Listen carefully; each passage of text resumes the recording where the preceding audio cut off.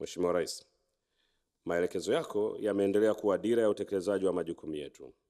Yamechochea dhamira ya kuifanya Ofisi ya Msajili wa Hazina kuwa taasisi inayosimamia uwekezaji wa serikali kwa mtazamo wa matokeo, thamani na uendelevu. Lakini pia yamepokewa na kusimamiwa na wenye viti wa bodi zote pamoja na management zao. Aidha, maelekezo hayo yanaendana kikamilifu na adhima ya taifa ya kuongeza mchango wa mapato yasiyo ya kodi, yani non-tax revenue, ili kufikia 10% ya mapato ya serikali.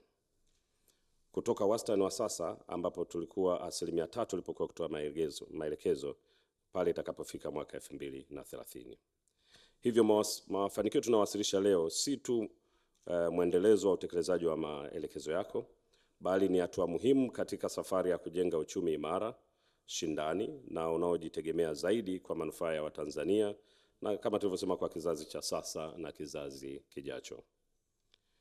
Mheshimiwa Rais, ninayo heshima na furaha kubwa leo kusimama mbele yako kukabidhi migawio na michango mingine ambayo ni kubwa zaidi kuliko ile iliyowasilishwa mwaka jana.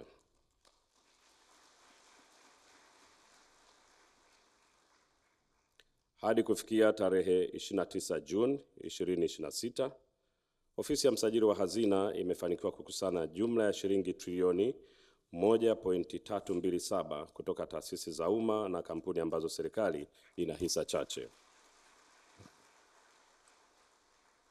Kiasi hiki ambacho tumekikusanya ni ongezeko la shilingi bilioni 300 ikilinganishwa na shilingi trilioni 1.028 nilizokabidhi mwaka jana katika kipindi kama hiki, sawa na ukuaji wa 30%.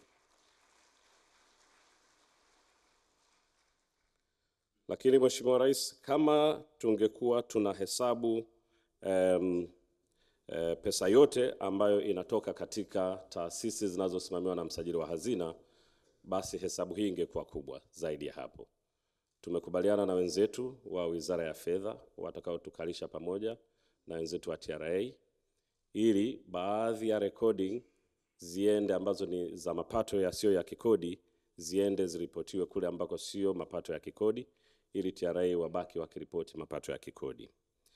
Katika mwaka huu hatujahesabu mapato ya taasisi 4 na hawa mara nyingi wamekuwa wakilalamika kwamba kwa nini na sisi hatuirecognize wakati tunaleta. Kuna TAA hatukurekodi kiwango chao cha shilingi bilioni 70.7. Ngorongoro NCAA hatukurekodi kiwango chao cha shilingi bilioni 114.14. TANAPA hatukurekodi kiwango chao cha shilingi bilioni 208.5. TAWA hatukurekodi kiwango chao cha shilingi bilioni 90.39.